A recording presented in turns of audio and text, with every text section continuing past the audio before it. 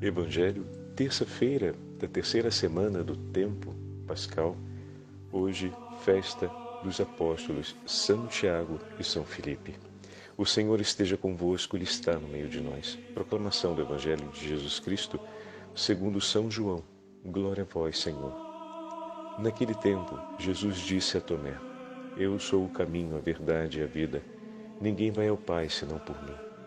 Se vós me conhecesseis, conhecerias também o meu Pai. E desde agora o conheceis e o vistes. Disse Filipe: Senhor, mostra-nos o Pai, isso nos basta. Jesus respondeu: Há tanto tempo estou convosco e não me conheceis, Filipe. Quem me viu, viu o Pai. Como é que tu dizes, mostra-nos o Pai? Não acreditais que eu estou no Pai e o Pai está em mim? As palavras que eu vos disse, não as digo por mim mesmo, mas é o Pai que, permanecendo em mim, realiza as suas obras. Acreditai-me, eu estou no Pai e o Pai está em mim. Acreditai ao menos por causa destas mesmas obras. Em verdade vos digo, quem acredita em mim fará as obras que eu faço e fará ainda maiores do que estas, pois eu vou para o Pai, e o que pedirdes em meu nome, eu o realizarei, a fim de que o Pai seja glorificado no Filho. Se pedirdes algo em meu nome, eu o realizarei. Palavra da salvação. Glória a vós, Senhor. Terça-feira da terceira semana do tempo pascal, hoje festa dos santos apóstolos Filipe e Tiago. Em nome do Pai, do Filho e do Espírito Santo. Amém. Queridos irmãos e irmãs, hoje a Igreja celebra a festividade desses dois grandes apóstolos. Filipe, como conhecemos, nasceu em Betsaida. Foi primeiramente discípulo de São João Batista e depois, diante do anúncio de João, seguiu Jesus. Tiago era primo do Senhor. Era filho de Alfeu, assim vem recordado no Evangelho. E governou a igreja de Jerusalém e escreveu uma carta, a carta de São Tiago, que encontramos na Sagrada Escritura. Levou uma vida muito austera, segundo a tradição, e converteu muitos judeus à fé cristã. Foi martirizado por volta do ano 62. Em vez disso, Filipe morreu, ao que se conta na tradição, por volta dos 87 anos de idade. Algumas vezes, como no Evangelho de hoje, Filipe aparece. Ele é citado no diálogo com o Senhor, também por ocasião dos gregos que pedem a Filipe para ver Jesus, e uma outra vez ainda, como vimos há poucos dias, na multiplicação dos pães, a resposta de Filipe: onde compraremos pão para tanta gente? Conta a tradição que Filipe, uma vez foi levado a sacrificar aos deuses e recusou-se ao sacrifício. E nesse mesmo instante uma serpente apareceu e picou os filhos do sacerdote do deus Marte, que morreram envenenados. Filipe, então, diante de todas as pessoas que ali estavam, matou a serpente e depois rezou e pediu a ressurreição daqueles dois jovens que tinham morrido envenenados. E o Senhor concedeu essa graça. E a partir daquele momento, toda a cidade começou a se converter ao cristianismo diante dos sinais realizados por Filipe. E mais adiante, no período, ainda no governo de Domiciano, como imperador de Roma, Filipe veio martirizado. As suas relíquias, junto com as relíquias de São Tiago, estão na Igreja dos Onze Apóstolos, que fica próxima à Praça Veneza. Estão numa cripta, na parte de baixo da igreja, depositadas ali as duas urnas com os ossos dos apóstolos, que, de uma forma muito particular, foram trazidos das regiões longínquas de Jerusalém e a outra cidade que agora não me recordo o nome, é uma cidade grega onde eram conservados e foram trazidos para junto de Roma para cá e foram colocados juntos nessa igreja. Por isso o culto dos dois apóstolos aparecem juntos por causa da reserva da relíquia de ambos. Mas se olharmos provavelmente outros feitos extraordinários também se passaram, seja na vida de Filipe, seja na vida de Tiago, cumprindo aquilo que o Senhor prometeu, que realizaria coisas ainda maiores, dizendo: "E o que pedirdes em meu nome, eu o farei, a fim de que o Pai seja glorificado no Filho." Veja, esse testemunho contado a respeito de São Filipe, que intercedeu pela ressurreição desses dois jovens ao Senhor, e o Senhor concedeu essa graça. "Se me pedirdes algo em meu nome", versículo 14 de hoje, "eu o farei." Olha que fantástico. O Senhor escuta as nossas preces. O Senhor entregou o seu nome por nós. De uma maneira muito clara, no Evangelho de hoje, nós vimos que é só um trecho do Evangelho, o capítulo 14 tem o longo discurso de Jesus que começa dizendo, após uma série de anúncios, anúncio da traição de Judas, a despedida na última ceia, e por fim,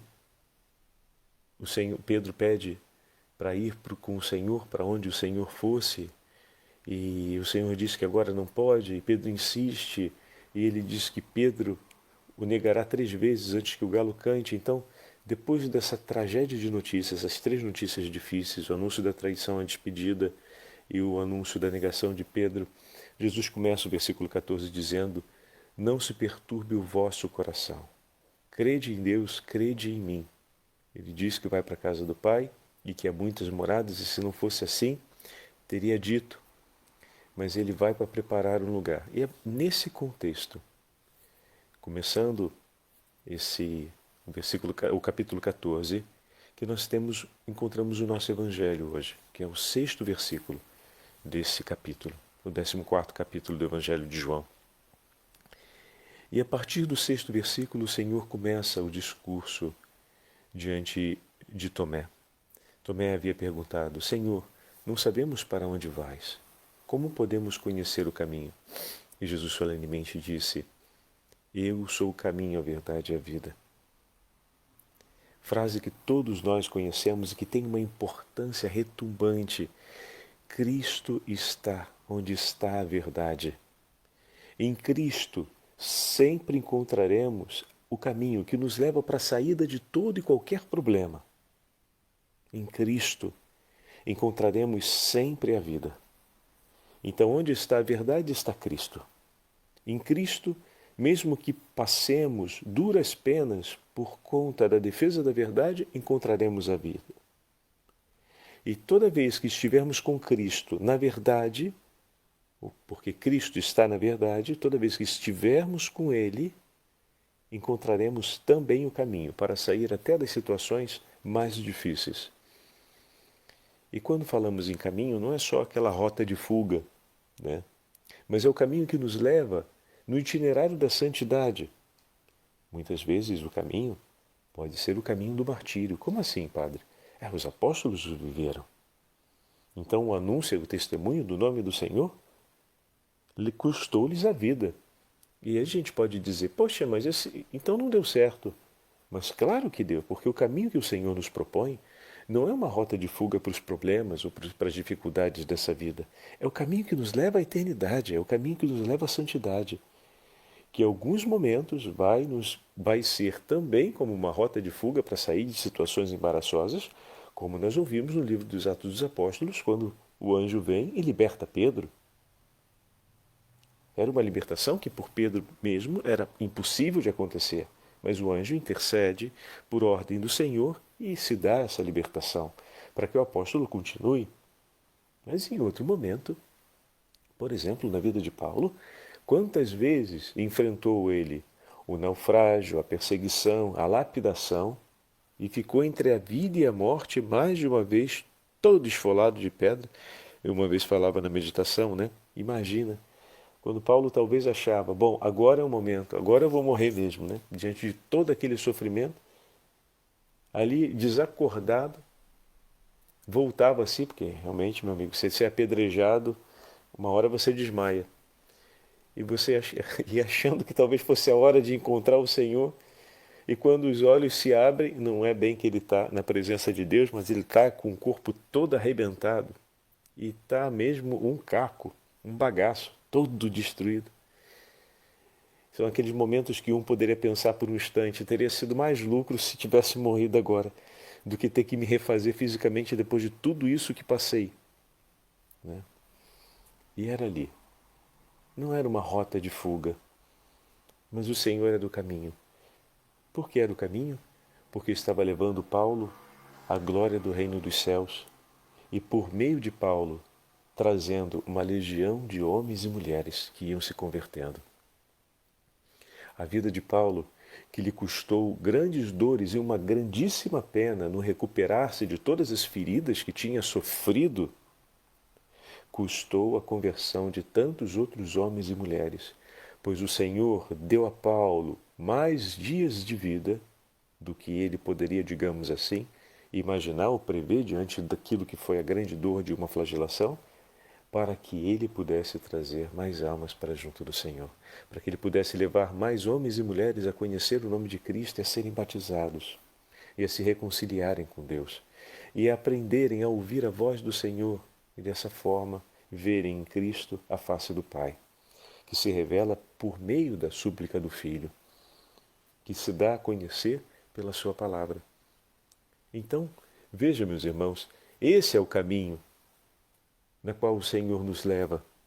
O caminho que nos leva ao céu, o caminho que vai ao encontro, passa junto, passa próximo de nossos irmãos e irmãs e vai atraindo pouco a pouco para Deus todos aqueles que estão no mundo. Ninguém chega ao Pai se não for por Ele. Se me conheceis, também conhecereis o meu Pai. O conhecimento do Pai vem por meio da custódia da palavra. Na medida em que se escuta a voz do Senhor e se guarda na obediência à voz de Cristo, esse verá o Pai. Vê e verá. Verá quando estiver na glória dos céus e vê agora porque, amando o Filho e permanecendo unido ao Filho, o Pai permanece presente. Não vemos como os olhos físicos, mas o vemos pelos sinais que realiza no meio de nós. Eu queria inclusive dividir com vocês a meditação de São Bruno a respeito desse Evangelho. São Bruno escreve assim, estamos no ano entre o final do ano 1000 e o início do 1100. São Bruno Abade, São Bruno Bispo escreve assim: Eu sou o caminho. Por quê? Disse o Senhor. Porque ninguém vai ao Pai senão por mim. Eu sou a verdade. E o que significa isso? Que ninguém conhece o Pai senão através de mim. Ninguém conhece o Pai senão o Filho, e aquele a quem o Filho o quiser revelar. Assim escreveu Mateus em seu Evangelho. Eu sou a vida, porque ninguém tem a vida senão por mim. Se me conhecesses, conhecerias também o meu Pai. Mas desde agora já o conheceis e já o vistes. Jesus diz-nos: quereis vir ao Pai? Quereis conhecê-lo? Conhecei-me primeiro a mim, a quem vedes, e assim conhecereis também o Pai, que ainda não conseguis ver. Já o vistes, mas em espírito e pela fé. É Ele que fala em mim, porque eu não falo por mim mesmo. Olha, é uma grande verdade. Quando me escutais, estais a vê-lo em minhas palavras. Pois nas realidades espirituais não há diferença entre o ver e o escutar. Olha que fantástico. E isso tem uma relevância, se queremos pegar esse parâmetro aqui, faço uma pausa no texto, porque agora ele vai dizer: aquele que vê, escuta. Aquele que o vê, escuta. E é uma grande verdade. aquele que escuta, perdão, aquele que o escuta, vê o que escuta. E é verdade, a gente pode fechar os olhos e ouvir uma pessoa falar e vemos a face dessa pessoa porque a conhecemos, né? Mas ao mesmo tempo, quando uma pessoa, por exemplo, fala e nós convivemos com ela, depois que essa pessoa parte, em muitos momentos de nossa vida, as nossas memórias recordam as palavras daquele pai, daquela mãe, daquele avô, daquele irmão, daquele tio, como se ele estivesse ali do nosso lado, como se o víssemos. Tamanho é o poder da memória, que é capaz de invocar não só a recordação das palavras, mas a recordação da imagem. Às vezes as frases que nós recordamos não foram exatamente as frases que nos falaram aqueles que partiram. Porém, quando recordamos a imagem, recordamos inclusive a imagem da pessoa falando como se estivesse declarando aquelas frases ou aquele ensinamento. Essa é a força da nossa memória. Agora, imaginem as palavras do Senhor impressas no íntimo da alma. Como não fazem recordar o rosto de Cristo?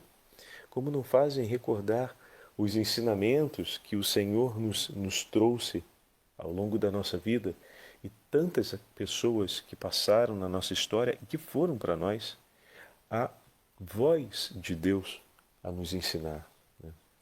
Então, a própria memória nos fala a respeito dessa sensibilidade. E a regra civil, né?